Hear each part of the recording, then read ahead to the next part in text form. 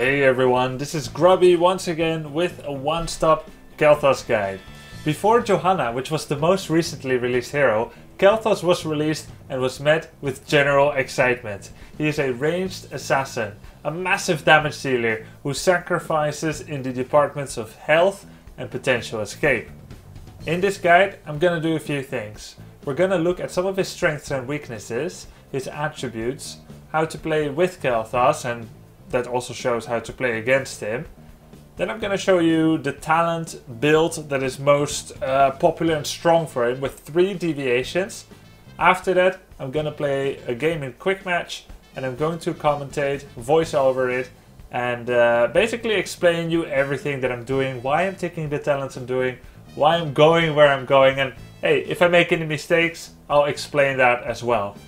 It's going to be roughly about 20 minutes of presentation and then about 20 to 25 minutes of gameplay. So if you want to jump right to the gameplay, feel free. Also, in the YouTube description, there's also going to be a link to the build on my Imager, followgrubby.imager.com. You can see all of the builds I've done so far for any of my one-stop guides here in this playlist. Alright, ready to get started? Kael'Thas abilities. This is the bread and butter that we have to begin with. Now, his combat trait is quite special. It interacts directly with any of his first 3 basic abilities. Activating his trait, which is called Verdant Spheres, makes the next basic ability of your choice more powerful or have a better utility.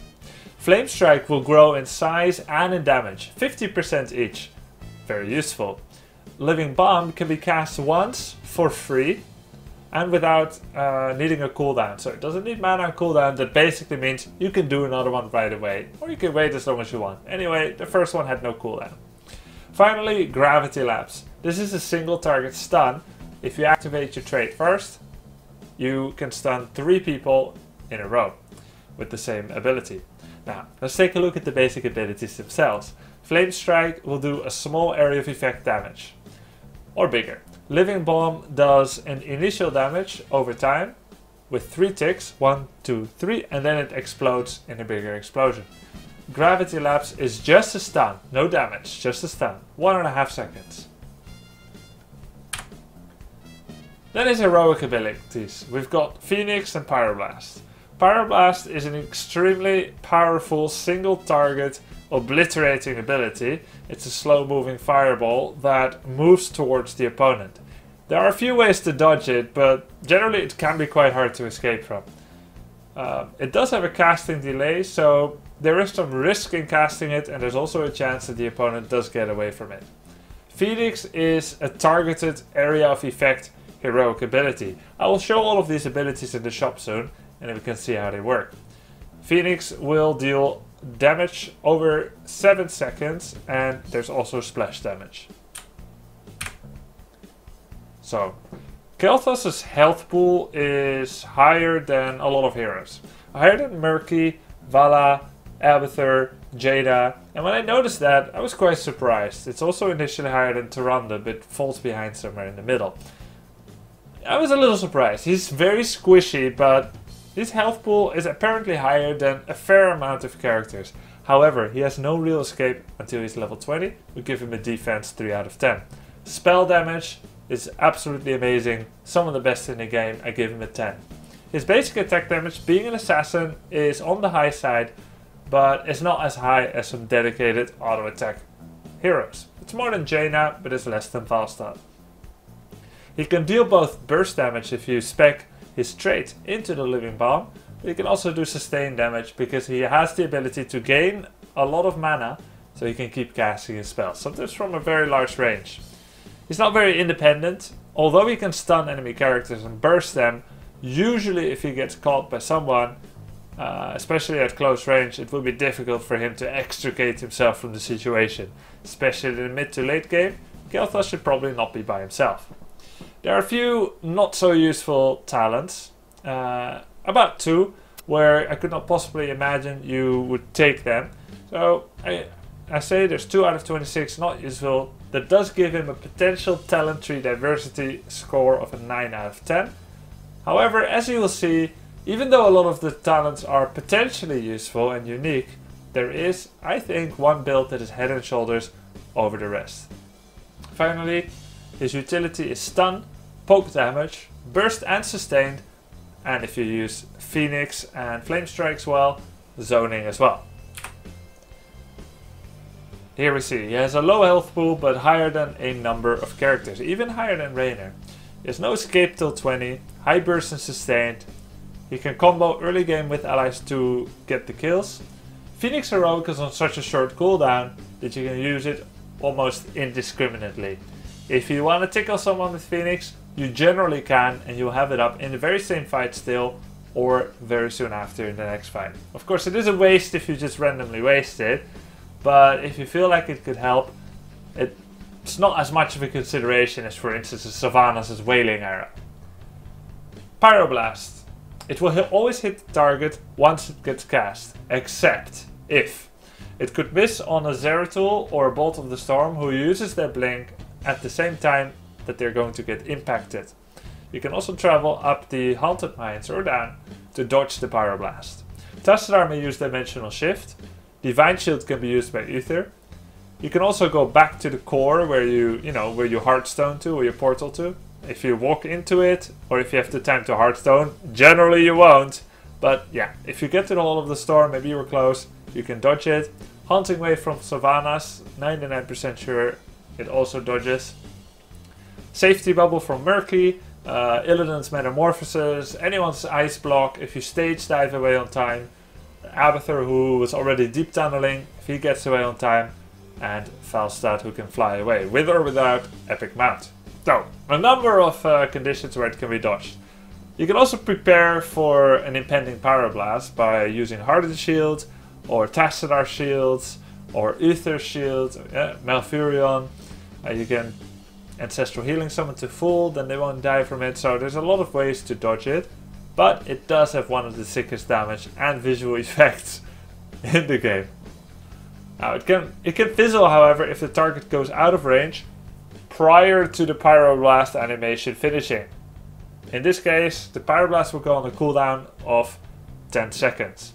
Another thing you want to know is that Pyroblast will miss, and I would like to show this in the shop. It will miss if you move before you complete finishing it.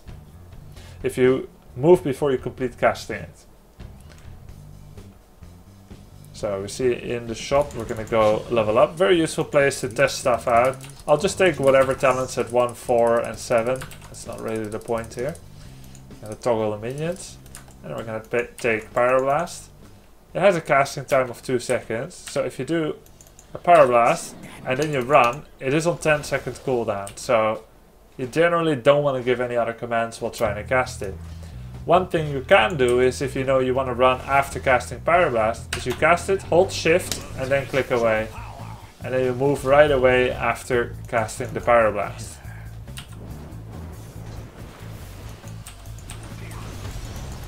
So, Kael'Thas has some pretty good burst damage. However, Pyroblast can be difficult to hit, as I mentioned. That's why usually I give the preference to the Phoenix Heroic ability, which is dealing damage as it travels to the opponent, as well as in the area that it lands. So if we take a look at that, I'm going to stand next to someone. I'm going to cast the Phoenix right over here. It will deal damage to anything that it comes by, and it will stay here for 7 seconds, dealing 50% splash damage to whatever it hits. You can see it attacks the wall, targets 50%. If I cast it here, you'll see that the minions also took 1 slice of damage as it traveled there. So the max damage can be done if you cast it at max range. However, of course, the most important thing is that you get to cast it on someone who is nearby, if that's the one you want to kill. Allow me to show you quickly the range of the abilities. This is the range of Flame Strike. This can be upgraded, and that's the one that we are going to be going for. I'll show you more in the shop as we get to the build part. So, at level 13, you don't have sprint to be able to run away from someone, but you can use the talent for increased range on your Flame Strike. Although you won't be able to use your Gravity Lamps all the time and your Living Bomb, because you generally don't want people to be that near to you, Flame Strike could be all you need in a protracted poking fest. At level 16, with the talent you can choose there, which is Ignite, you become a huge threat. And oftentimes your team will just want to tide through the game to get Kael'Thas to level 16. Here's the build. Basically, I feel like this is one build to rule them all. And I got a little bit of feedback too from a pro gamer. I'll thank him in the credits as well. He helped me with some info. Be sure to check him out. One build to rule them all. Alright. Level 1 Mana Addict. 4 Netherwind, 7 Vision Bomb, 10 Phoenix, 13 Flamethrower, 16 Ignite, and then finally the Escape Bolt of the Storm. There are 3 potential differences that we do here. Fel Infusion at 1 can be used. Fel Infusion heals you for life every time you activate your trait. You might want to use this if you don't have a healer in your team, or if you feel like it's difficult to pick up regeneration globes. What Mana Addict does is it picks up, every time you pick up regeneration globes, you get extra mana. You might want to use Gathering Power if you have a lot of tanks or healers to protect you. Netherwind is something that increases your stun range and speed. The Gravity Lamps will travel quicker to the opponent and further. So it's the safe one, and it also has the best utility in terms of crowd control. However, Gathering Power could increase your damage output significantly, from 5 to 15% to be sure. This may be a risky choice if 1. You expect to die a lot, 2. You need to be able to protect yourself from people who want to come in and stun you. For example, Merlin jumps in, wants to Stormbolt you. You start running away, you cast the Netherwind, and you're able to keep him at bay. So it's the safer one. Finally, if you play games whereby very few heroes are dying on either side for a long time, Gathering Power also won't give you much. Maybe both teams are playing very safe, maybe playing at very high level, competitive. You may not be able to get a lot of kills. You see, in some of the competitive games there are less kills. Vision Bomb gives 75% bonus damage to your splash. To your explosion, actually, of your Living Bomb. That's a really great talent. There's some other good ones and we'll go through them briefly. But this is my favorite. Phoenix as the heroic, already discussed. 13 as an alternative in Chain Bomb, as technically Flamethrower is just range. It doesn't add any damage. It's kind of the same as Gathering Power here. It would be a very greedy choice. Kind of similar to if you were to take Icy Veins on Jaina, which increases the amount of spells you can put out on Jaina, but she doesn't get to have Sprint. So it's very risky, right? It's very, yeah, it's a greedy choice. Same with Chain Bomb. There'll be more explosions every time someone explodes next to an ally. He becomes a new Living Bomb, and then he can explode on others again. But we don't really need it. We're already very strong with 13-16. Ignite simply applies a Living Bomb every time you cast a Flame Strike on someone successfully. Alright, this is the build. Let's take a look at why I didn't go for any of the alternatives. There are some other good builds around here. Some other good talents. Take a look at these. Mana Addict gives you extra mana. This will be kind of a greedy single target burst damage. This is kind of cool, especially if you hit 3 of the stuns. The cooldown is 13 seconds, so you could reduce it by 9. You could do 3 people stun every 4 seconds. But that means that you're standing in someone's range once, and then anywhere from 4 to 7 to 10 seconds later, you're standing there again. At such a short range, Kael'Thas is very much at risk of getting taken out. Everyone hates Kael'Thas on the enemy team, and that's why this one is not as useful. Fel Infusion can be nice without a healer. And Venom, we would never take that over Gathering Power. It's a short range burst damage, and we get so much more out of Gathering. Mana Tap, it gains you mana, but you don't need it if you go Mana Addict. Furthermore, it doesn't add any damage or crowd control. It's kind of a weird one that we don't need. We would rather portal home to be at full effectiveness than to stay on the map for that long and keep getting mana from flame strikes on minion waves. The useless one kind of is this one. It's like, yeah, your basic attack will attack for like 210% of what it normally would. And it's decent. I gave it a 5.5, its basic attack damage. But you're not going to take that over Living Bomb. Fission Bomb, which can be used twice if you use it with the trade. This one is really cool. And it leads to some epic plays. We might see this in the future. It has utility, but I haven't been using it that much yet, even though I tried it out. Clairvoyance is unique, that's why it's technically viable, but you'd be giving up a lot of damage. We could go for Spell Shield, we could go for Pyromaniac, which by the way is a very creative and interesting one. But this is the one that makes you the safest and which makes you such a monster in the late game, combined with Ignite. Backdraft is kinda cool. 2.5 seconds is above average, 40% is quite above average. And that's really cool. The explosion slows enemies, so it could be on multiple ones. But we go for the raw damage here is a lot stronger, especially combined with Fission Bomb. This one is actually really bad. Killing 1 to 3 minions, not worth a level 16 talent. The stun goes up, that's quite good. We go from 1.5 to 2. The 2-second stun is really quite long. If you look at Thrall, he has a talent that goes from 1 second root to 1.5. And that's a decent talent. Stormbolt from Muradin does 1.5 seconds. 2 is on the bigger order of magnitudes of stuns, but to invest the level 16 on it and to not really care about the secondary effect of killing minions instantly, not worth a level 16. Especially since minions get killed anyway by a powered up Flame Strike. Arcane Barrier is actually really awesome. Really awesome. You can still poke with Flamethrower without Ignite, although it loses a lot of its power. Arcane Barrier can be used if you find yourself with a death count of 6, 7, 8 or over 10 by this level, especially in random games. If you need to protect yourself, this is great. Once every 45 seconds, same frequency as Storm Shield, you gain equal to 200% of your maximum mana. You'll generally have 900 to 1000 mana by level 18 if you pick up Mana Addict. So that's a bonus of 2000 shields. That is roughly 80% of your max health at this time. That's really powerful. So I like it. It's the safest choice at this level. So it is a reasonable alternative, but I never take it. I prefer to stay at a huge distance and play Ignite. It doesn't deserve its own build, although it deserves consideration. Here I feel like these two are kind of cool, but this is your only escape and you have to take it, Bolt of the Storm. You may go for some other if you feel like you're truly untouchable because of great allied team play, but it would be unusual. Alright, back to the presentation for just a bit.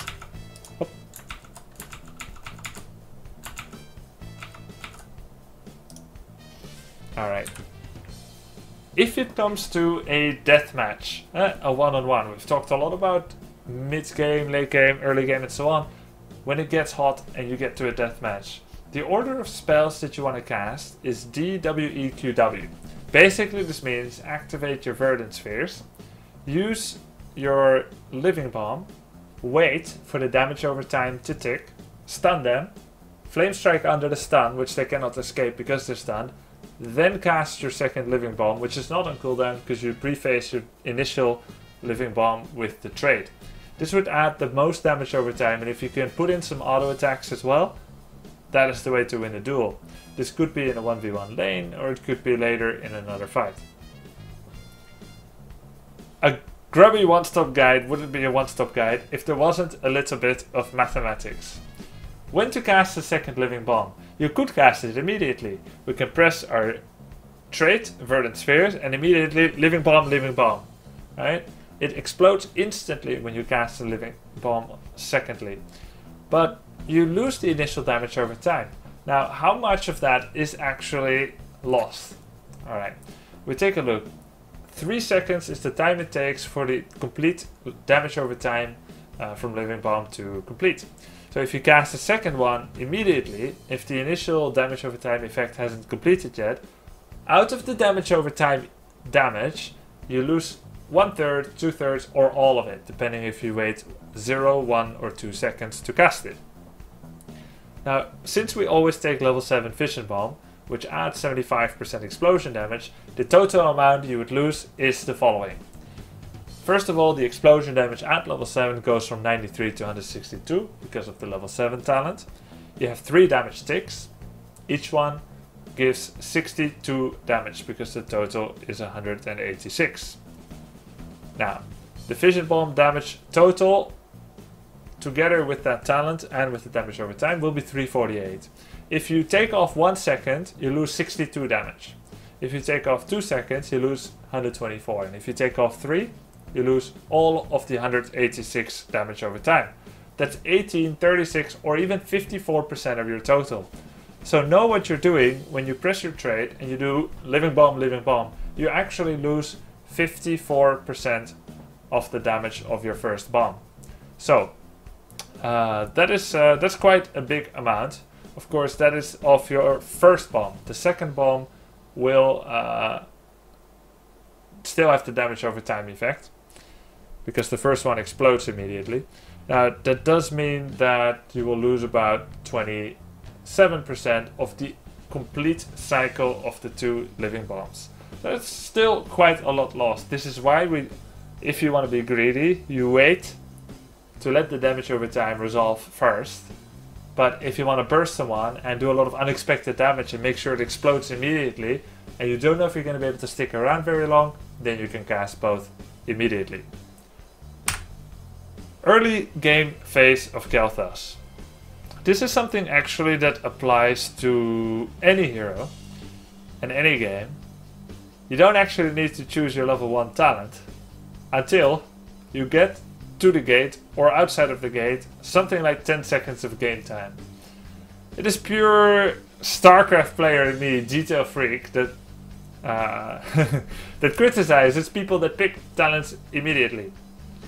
Because when you pick a talent, you can choose to press tab, check the opponent's hero's talent, maybe make your decision based on it. Is Ethereal going for Regeneration Master? That means every time your wizard dies, which drops a globe, he's gonna come in, pick up the globe, and that's gonna give you information about his movement. It's gonna make it easier to predict how he's gonna move, and the ideal way to gank someone who's farming for globes would be exactly right before he hits the wizard. Then you can aim your stun on the wizard, like on the globe. And this offers predictability. Why give people the information when they still have time to check? You can just wait till you're outside of the gate. Now, if that is too much focus, concentration for you, feel free to pick it already. Pick up globes only if you have the mana addict talent, if you can see that the enemy heroes are accounted for. You are always at risk as Kael'Thas. People like to kill you. You are low HP, you have no speedy escape, only you can stun 1 guy or 3 guys if you aim it well. And so, play it safe. Make sure that your opponents are actually attacking your minions. If they're not, they're just dancing around. Try to resist the impulse to keep using Flame Strike on the minions. Because by doing so, your minions will win out. This is actually basic MOBA strategy. If you played MOBAs, you know. But your minions will win out, and you'll be pushing them towards the enemy towers, which can be great if you have a lot of backup. But if you don't have a lot of backup, then you'll find yourself needing to be all the way on their side of the lane to get experience. And that makes it easier for enemies to assassinate you and, yes, basically surprise you when you're out of position. Whereas if you let them push towards you, you're much safer and virtually unkillable. And something about trait usage. You can pause and read this. Alright, the laning phase matchups. If you're 1v1, the thing you want to do while you're not pushing the wave, if you can't do that safely, which you can't because you're 1v1, that leaves 2 enemies potentially to come and assassinate you. Just keep casting Living Bomb on the opponents. You don't need to do this if they are Brightwing, Lily, because they can just out-heal themselves. You're putting yourself at risk going forward, and they can just out-heal it. It's pointless against Brightwing because her heal is free. Same thing if you're 2v2, they have a Brightwing, you can just forget about that. But if you are against a Jaina or a Vala or maybe Johanna, feel free to keep casting living bombs, make them drop low, make them use their fountains, and stay out of range of their counterattacks. Feel free to read the rest. I've written it down pretty clearly here already. You can soften up minion waves if they push towards you, but let them push. You could be at risk if you're outnumbered. Your team will win somewhere else. Furthermore, when you're in a 3v3, that's the interesting one, you can back up your allies to get kills. But don't be the first one to start. You are the ranged assassin. You want to have your warrior or your support initiate. They have the best CCs, and then you can aim your gravity laps to finish them off in any of your spells. In the late game, this is when Kael'Thas really shines, at least if he doesn't get patched. Use your Flame Strike continually to poke at the opponents, keep causing them damage, soften them up before the fight proper. Save your E. Don't run forwards and try and get some kills and be like, I'm gonna burst this guy down. It's best to wait till someone jumps on you. An Illidan, a Muradin, a Kerrigan. Once they jump in, try to stun them and get away. Reposition yourself and continue to cast your Flame Strikes in the best possible position. You'll see this later to a degree in my game, which I will commentate. Generally try to use Bolt of the Storm in the same way. Use it to get away. If you don't have Bolt, keep that in your mind. I don't have Bolt of the Storm, I cannot engage in risky endeavors. Keep thinking that. Same with Gravity Lamps. You don't really need to be by yourself anymore late game. People have better mobility than you. Yes, you have Bolt of the Storm, but an enemy Vala might have that too. And you don't need to go in hastily. You don't need to play all in anymore. Your poke is so good as Sergeant Hammer. It's only rivaled by, for example, Jaina, who has Stormfront, or Sergeant Hammer with Napalm Strike, or even Advanced Napalm Strike. Azmodan with Globe of Annihilation. So you need to understand the composition you're in and to see if you're the one that needs to go in hard or just protect from the enemy going in hard. A war of attrition, that is to say slowly whittling away each other, will usually be won by the team that has Kael'Thas. So position yourself wisely and find a nice siege upon the opponent. That was the end of the presentation. Hope you enjoyed it. And now we will get to the gameplay part. So last week I did the one-stop Rhaegar guide, and in that guide I did a 2-minute intermission where I gave commentary about the game through a replay.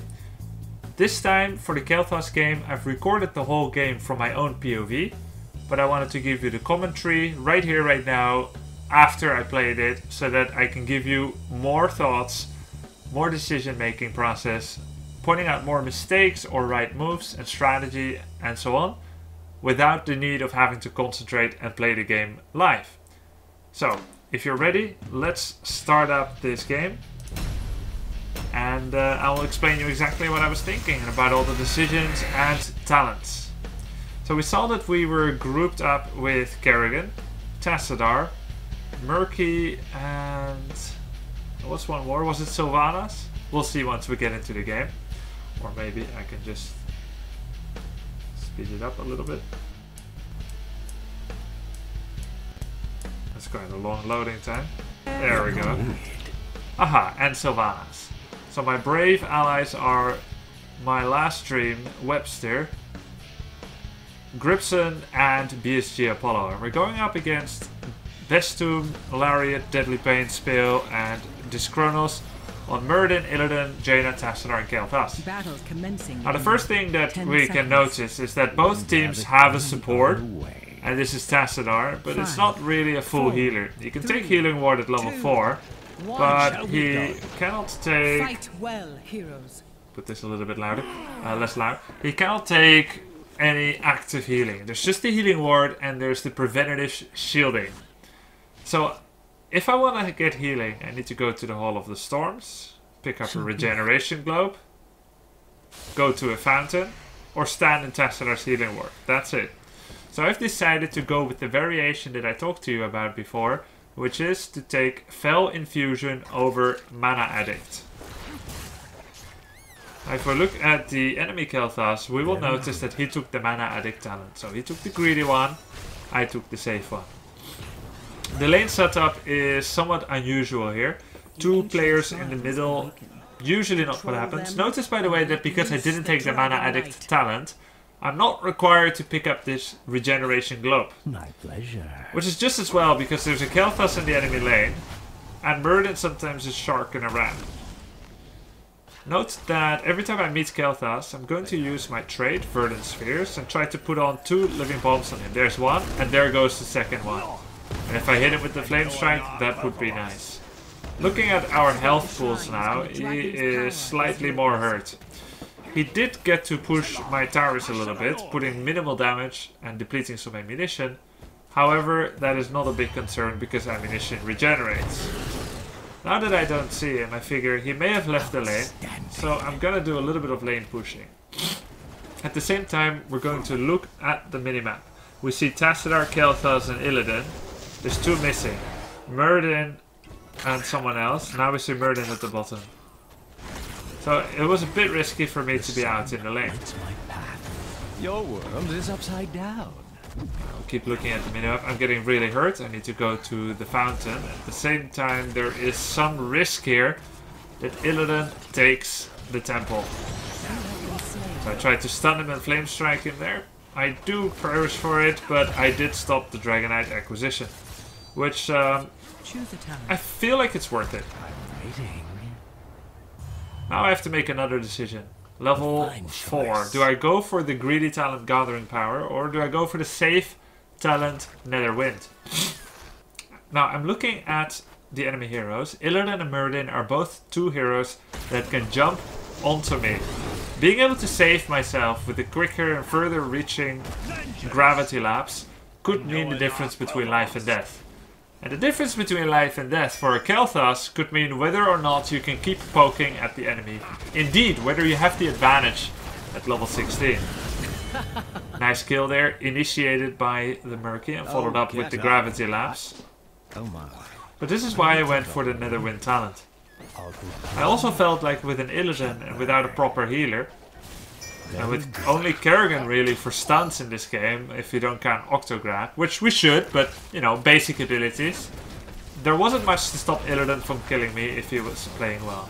Now, Murden already used his Dwarf launch, so all I had to do was to keep attacking him, cast as many living bombs on him as possible, and anticipate the point where he would not be able to go back to the gate anymore. Let's look at that again. Let's look at that again. Murden was taking the bottom temple. He goes there. We start attacking him. He jumps. And from this moment onwards, I have a straight gravity lapse on him if we want to. He is still safe, so he feels like he has time to potentially dodge the gravity lapse. Which is why he walked to the bottom. He expected me to cast it right away, and I have it off of cooldown. However, as long as we're attacking him and he's not going home, I won't believe that he really tries to go home until he's actually right here next to the tower. So since he's trying to dodge, I don't cast my Gravity Lapse. This is the second most likely time for me to cast Gravity Lapse. So he once again dodges it. Once again, my mind game of not casting it yet seems to have worked on him, and this gives us bonus gravity. This gives us bonus slimes from Murky on him. I also just used my Verdant Spheres along with my first Living Bomb to hurt him. Note that I've not yet cast my second Living Bomb because I want to get as much damage over time on Murden as possible. Now I see he has no more choice but to return home. So I start off with Flame Strike that cannot be dodged. This is an offer that he can't refuse. Either he walks through the Flame Strike or he's running out of time outside. And finally I cast my second Living Bomb, and almost unnecessarily I follow up with the Gravity Lapse where he is at the point of no return. Had he tried to walk back immediately, I would have still had time to Gravity Lapse him. I would have hit him here. But I feel like he would have got away with 30% of his life.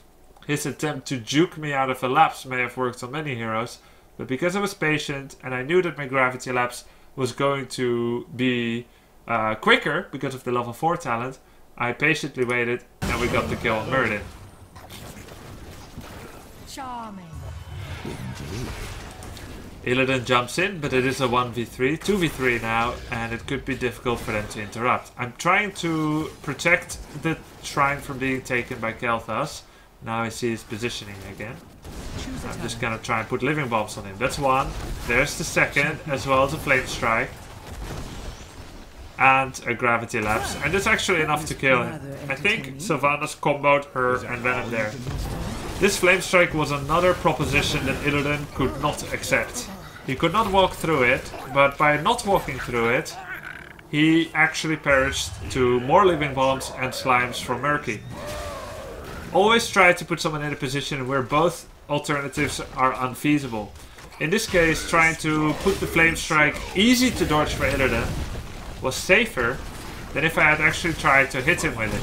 I put it in front of him, so in truth it was a zoning flame strike. Here I'm trying to kill the second tower, but because of the shields from Tassadar, as well as the concerted efforts of Jaina and Kael'Thas, I wasn't able to get the second tower. What I should have done immediately was go to the top lane. Several reasons for this. First of all, there's no one at the top lane. The first Dragon Knight is never a reason to abandon all lanes, especially as the aggressor.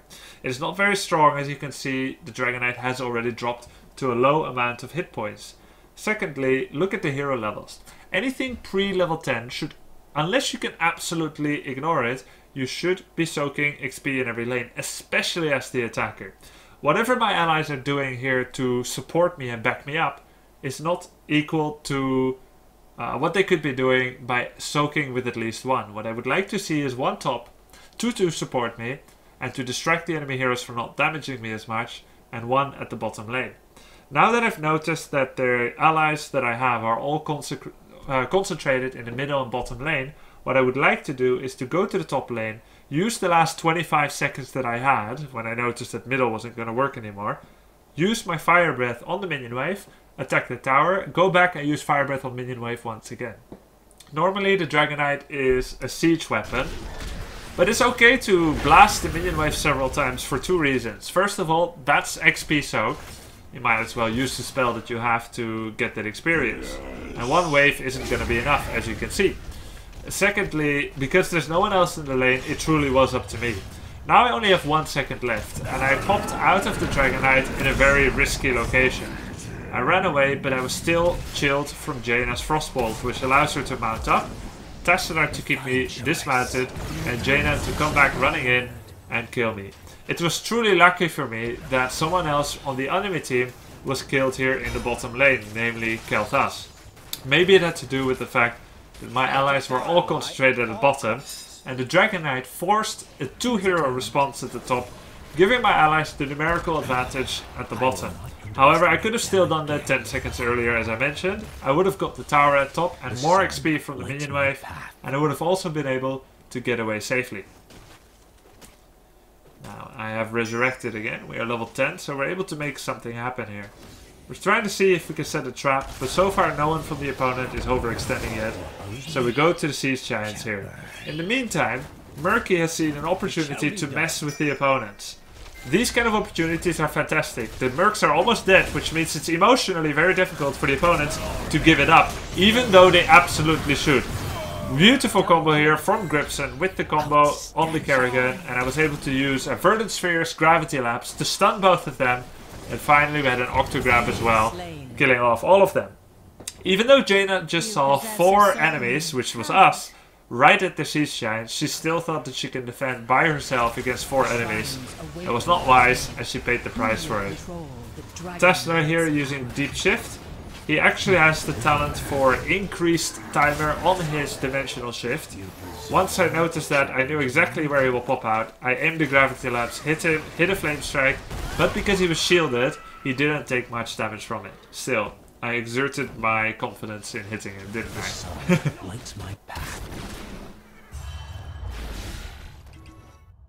We can now see that Tassadar picked up the Force Wall talent, not Archon. We're taking the top and bottom shrine immediately. Murky is going to try and get the Dragon Knight, and Kerrigan is zoning for it. We're just taking some experience here, but suddenly a threat. Jaina following me. I miss my Gravity Lapse. Cast the zoning Phoenix. and a Flame Strike. We get Tassadar, but because I missed that Gravity Lapse, I died. Had I been more patient and accurate with it, and it was not a difficult one to hit, I would have been able to survive this one. Since I'm dead, I'm just looking at the most entertaining fight, and they actually end up both dying. Here we go with the Flamethrower talent. I could go for the Chain Bomb, hoping that the enemies group up and keep giving each other living bombs. This would be great for damage, but not good for my health, because my Flamethrower range would still be small, my Flame Strike, and this would mean that the enemies will be able to jump on me easily. Looking at the enemy Kael'Thas, he took 2 greedy talents, Mana Addict and Gathering Power. For the rest, I expect he will be following much the same build. Flame Strike range is big. We aim it at the only location that can barely be dodged, at the gate. In the meantime, I'm at risk for Muradin, who jumped on me. What Murky was doing here wasn't thinking that he can kill the Avatar. He was just trying to save me, and he did exactly that. Now they're trying to push their luck too far. Muradin was already very low. They had no business initiating here, especially since we made a clean getaway. Making a clean getaway, we were able to heal from the fountain and are able to come back in here. I keep using Flame Strike to damage people, and will use my Gravity Lapse whenever I get an opportunity to hit someone. That one was missed. Now, I'm out of mana. We're pushing in here. They cast the Phoenix. All of them are coming back. So, we should be going back soon. It shall be done. It's not safe for me to be here. I call for a retreat. Illidan is coming back. And I'm out of mana. So what should we do now? Normally, as Kael'Thas at this point, you don't want to be going off by yourself too much. But look at the map. I see Muradin, I see Illidan, and those two are the biggest threat for me. Jaina is scary too because she can frost me, so I immediately pull back. Split pushing in this game can often be done by going for one minion wave, killing it, and then running back. The unsafe thing to do is to kill one minion wave and then wait for the next one in the same place. Try to play a cat and mouse game. Ask yourself, if my Kael'Thas met with 2 of the enemy heroes, Muradin, Illidan, Jaina, would I be safe? There we go with the Gravity Lapse on Illidan. 1.5 second stun is quite long. If the answer is no, I would not be safe. Don't stay for too long. Jaina here going on me. Nice shield from the Tassadar, able to get away. And we get 2 kills here. The problem for the opponent here was they were trying to fight 2 levels down, while we were closer to our own gate. And it was a 5 versus 5. It was okay for the opponent to try and take the bottom shrine, but when they saw that we were there amassed in big numbers, they should have tried to disengage, send a few to the top shrine, and play it safe. They were behind the level, and they should not be taking head-on fights.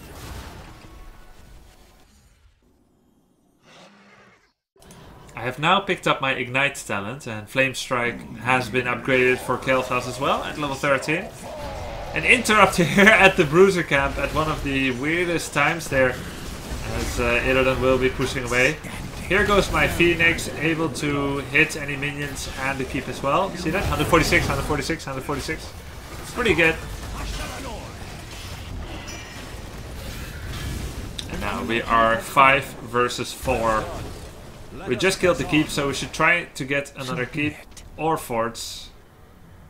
And it looks like we'll be going for the top fort. So keep your vision on where they could be coming from, both below my Kael'Thas as well as at the bridge. I don't see anyone yet. Flame Strike, don't see anyone. So either they're going to come from the bottom or they're not going to try and defend at all. And they will come in fact from the bridge. They were just a little bit later. Okay, Octograph. Follow it up with my Flame Strike and a Phoenix as well. Maybe I can get a Gravity Lapse on Muradin. I did get a Gravity Lapse, but he got pushed and stunned at the same time. Now, here I feel like we're making a bit of a mistake. We still have Archon and Dragonite pushing in, and 3 of us chase Muradin. This leaves our allies, even though they're ahead 3 levels, in a 2 versus 4 situation. The best way to make a big risk and to potentially lose. We do kill Illidan, but Kerrigan died for it, and it was not necessary. At this point, we should rather play it safe than to trade for 1v1s. Because every 1-for-1 is an advantage to the lower leveled team, since they get more experience from killing a high level than our high level gets from killing a low level hero. It is the great equalizer to trade evenly when you're ahead. And this is why comebacks and HOTS are both possible and prevalent, and also easily avoided. All you need to do is to play safer and not take all the trades you could possibly get. Had we stayed together, maybe Murden would have gotten away, but we would have gotten another keep almost certainly. Murden would have had to portal home, wait to heal, and we would still be all together. The enemy would either take a 4 versus 5 fight against us, or they would yield space until Murden is back, and this would give us a chance to push into the keep harder. Now, I don't have any gathering power invested in my character, so it is okay if I die if it's worth it. What is not okay is if I die easily, or I die before anyone else does. Note, by the way, that we saw a purple glow on Murden. That means that he has taken the Spell Shield talent. He's the only one on the enemy team that has it, and it activates every 30 seconds. Try to remove the Spell Shield before comboing most of your damage. Right now he doesn't have it. Soon he will, because I removed it about 20 seconds ago. Once he has it, there we go. You see the purple glow again? You don't want to do like flamethrower, living bomb, phoenix on him right now. You would want to do one spell, wait till it passes after 2 seconds, then pass the rest. I'm a bit worried now because we're 3 versus 5, so I should not be going back in. I'm low, I need to go back, but I feel like I still want to help my team. I feel safe because of the shields Tassadar is doing on me. And I feel like I can still poke with flame strikes. But what I'm forgetting is that the enemy also has a flame strike guy. They have a Kael'Thas as well. And the only one who's as good at poking as Kael'Thas is another one. And I ended up dying even though I was able to get away. It was already a 3 versus 5. So there was no real reason for us to push in too hard at the bottom. Even though it ends up going okay since we captured the shrine here and they're all low, it was too big of a risk to attempt it. I should have just portaled and also let my team know very concisely, hello guys, I'm porting home. We see the Tassadar took triple dimensional shift talents, the enemy Tassadar, for survivability. I briefly considered going for arcane power here or upgraded phoenix, but it's not as good as Bolt of the Storm, which allows me to maybe get kills or get out of certain death.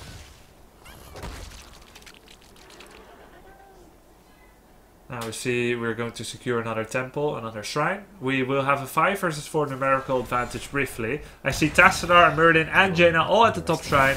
I need to head there immediately. Kerrigan probably picked up Bolt of the Storm. I would say it's the usual one.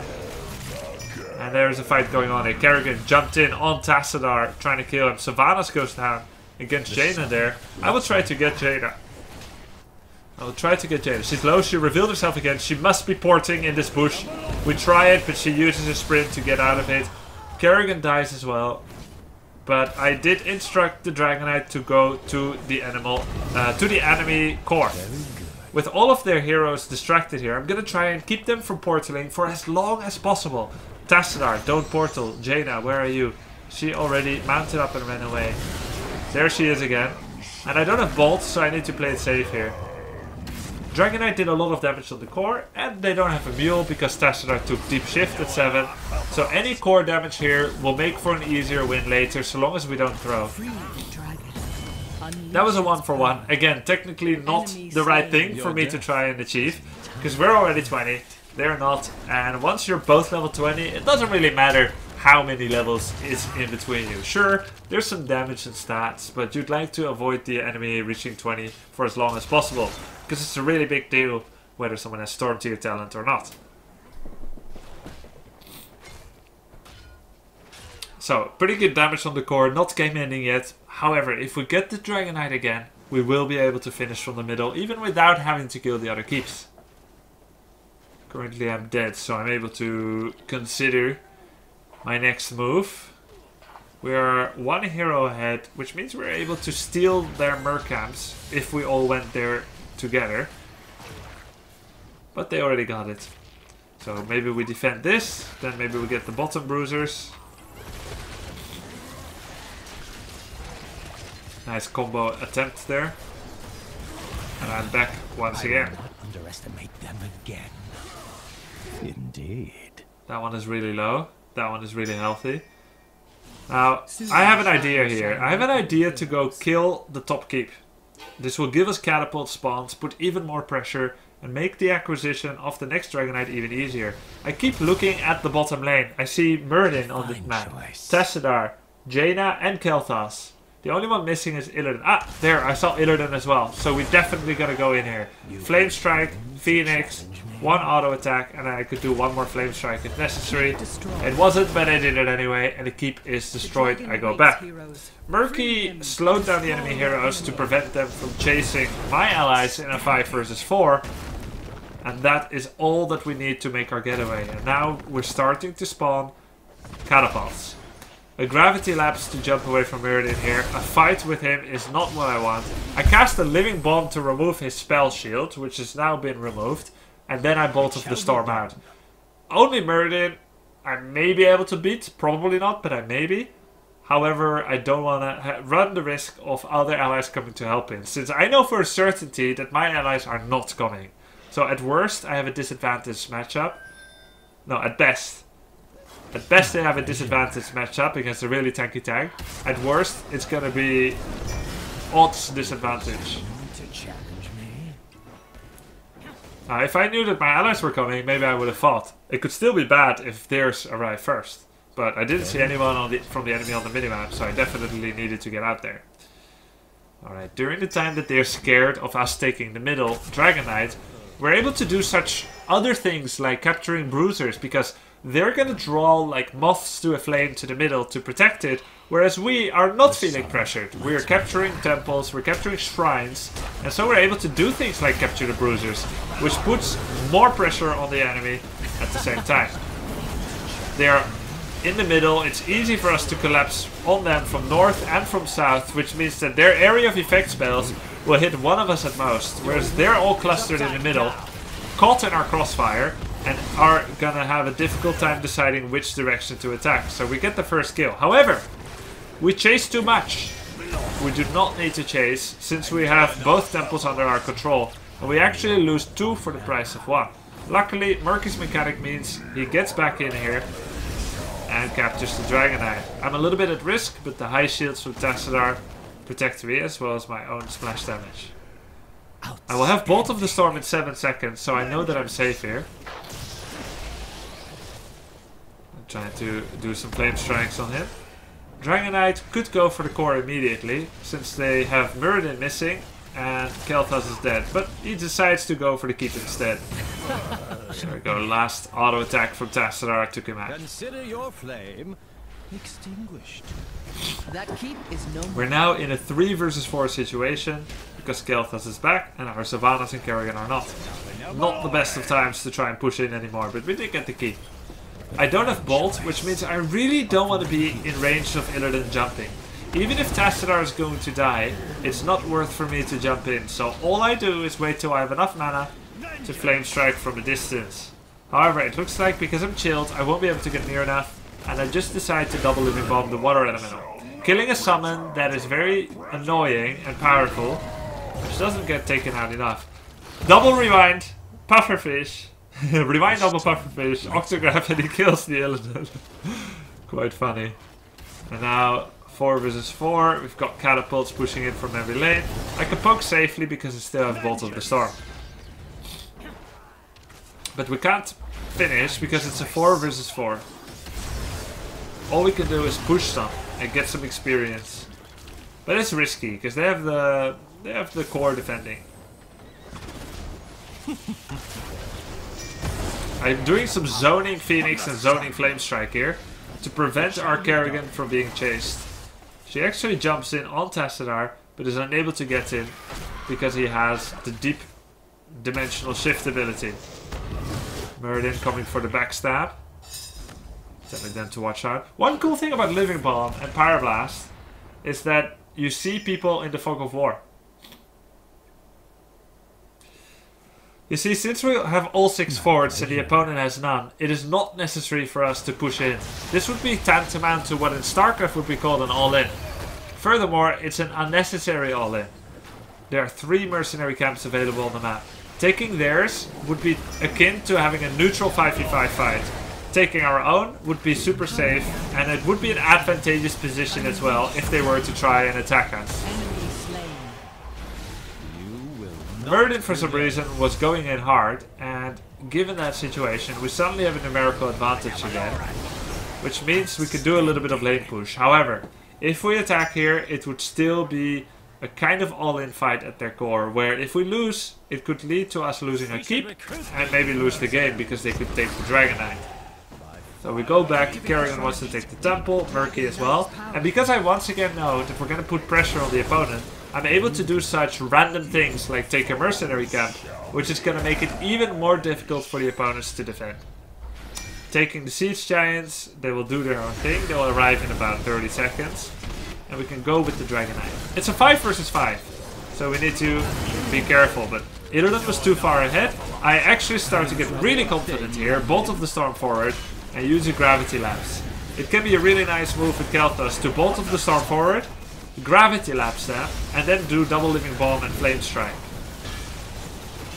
But the Tassadar used his Deep Shift to get away, he did not perish, but all of it was enough, with Illidan being dead and with some of us tanking some damage, for the Dragon Knight to whoop some ass on the core, and it led to our victory screen. Stick around, because I'm now going to show the score screen as well as the talents, and then it will be the end of this Kael'Thas one-stop guide, which I hope you enjoyed. So we get 75 gold, lovely. Take a look at the stats. Take a look at this. Alright, we see that I have somewhat more damage than Kael'Thas, even though he has the greedier talents. Now, I cannot measure level of play, but I can see that he has died twice as often as me. We'll take a look at that again. He died twice as often as me, and I doubt that it's only because of the level. He had the greedier build. He didn't have the healing that I had from my Fell Infusion, and he didn't have the increased speed of the stun. So even though he has a greedier build, which is supposed to do more damage, I ended up doing more because I was simply alive and around for more amount of time. And now we will look finally at the talents once again. So I basically did the poke build, for which the level 7, 13 and 16 talents are crucial. The 21 is crucial for the escape. The level 10 one is crucial because it's just more diverse, better for zoning, better for reliability than the Pyroblast usually would be. The level 1 and 4 are interchangeable, as I mentioned, and I actually ended up changing both of them because I didn't have a real healer in the team. Had Tassadar, our Tassadar for instance, been a Lily, I would have picked Mana Addict at 1, but I would have still picked up Netherwind at 4 to protect myself from Illidan and Muradin, I think. So that's it, my Kael'Thas one-stop guide. I do hope you enjoyed it very much. It was very fun to make this. See you guys next time. Hope you enjoyed it.